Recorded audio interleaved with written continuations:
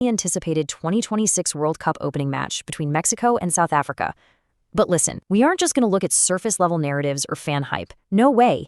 Instead, we're using a rigorous, multidisciplinary analytical lens. We're talking economics, geography, tactical data, and pure mathematics to understand exactly what's going to happen out there on the pitch. We kick things off and establishes our emotional baseline today. It shows us how South Africa thrives on the nostalgia of that historic upset. They know they can absorb the pressure of a global opening stage, and that effectively forces Mexico to fight a psychological ghost in front of 87,500 roaring fans in their own stadium. So here's our roadmap for the explainer today. 1. The ghost of 2010. 2. A new tournament dimension. 3. The economic production function. 4. The altitude trap. 5. Tactical friction points. And finally, 6. The final verdict. We're taking a true Moneyball approach here, escalating from historical and macroeconomic data right down to the granular physical realities, tactical friction, and the mathematical betting probabilities. Okay, Section 1, the ghost of 2010. Let's look at the historical narrative arc and head-to-head data before this massive opener. While Mexico boasts the historical edge, fueled heavily by a 4-0 friendly win way back in 1993, the modern context is actually a lot tighter. South Africa has avoided defeat in their last 2 competitive meetings, including that 2010 World Cup draw and a 2005 Gold Cup win. They've absolutely proven they can make this matchup deeply uncomfortable for L3 when the stakes are high. Moving right along to Section 2, a new tournament dimension. Let's see how the 48-team expansion changes things. Data from UniCredit's latest economic report shows how the unprecedented scale of 48 teams and 104 matches introduces entirely new variables into the mix. We've got more teams, a higher potential for travel fatigue across 3 massive host nations, and some really complex third-place table mathematics. Essentially, the probability tree has expanded, which introduces way more room for underdogs and potential banana skins for the favorites to slip on. Next up, Section 3, the economic production function. Let's step back and look at the macroeconomic data. Using official Mexican embassy data, we see Mexico possesses massive macroeconomic advantages on paper.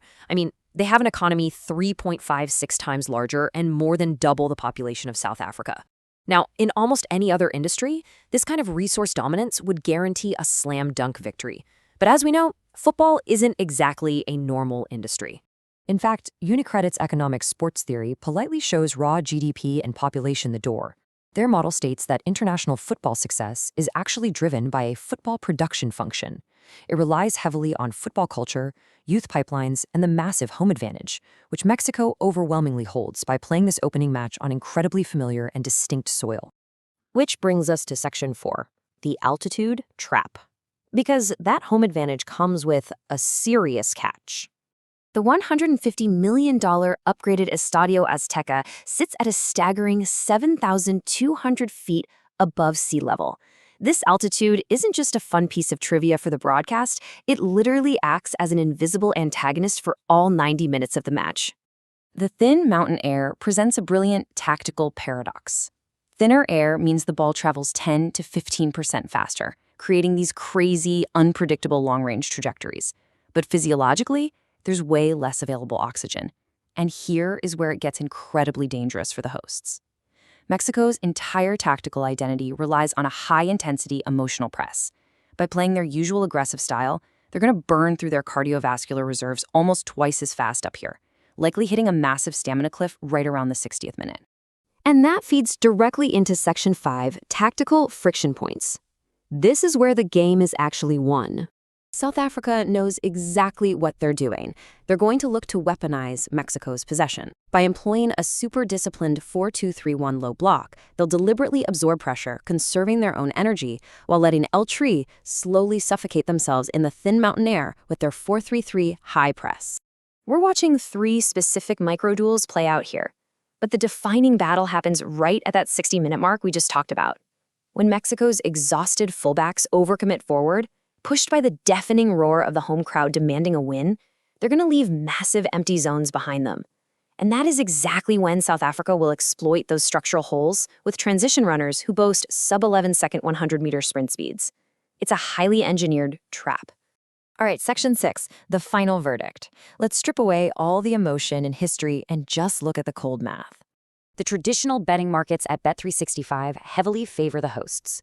At 1.48 decimal odds, they're giving Mexico an implied probability of about 68% to win, giving South Africa less than a 1 in 6 chance of winning in 90 minutes.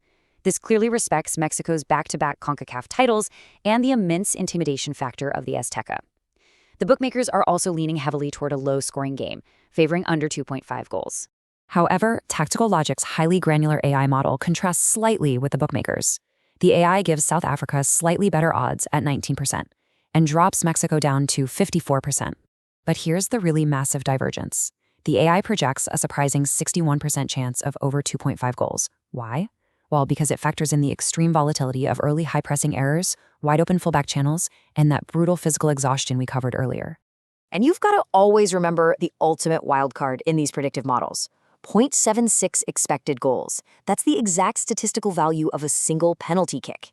It's literally the largest single event swing in the entire mathematical model. It proves that just one exhausted, undisciplined tackle by a defender gasping for air at 7,200 feet can instantly shatter all pre-match analytics and flip the entire result on its head. So, as we count down to kickoff in Mexico City, we have to ask ourselves, will the cold math of spatial control, macroeconomic advantages, and expected goals prevail, or is the chaotic, emotional ghost of 2010 about to strike again when the altitude finally takes its toll? Keep these frameworks in mind as you watch the match. It completely changes how you see the game. Thanks for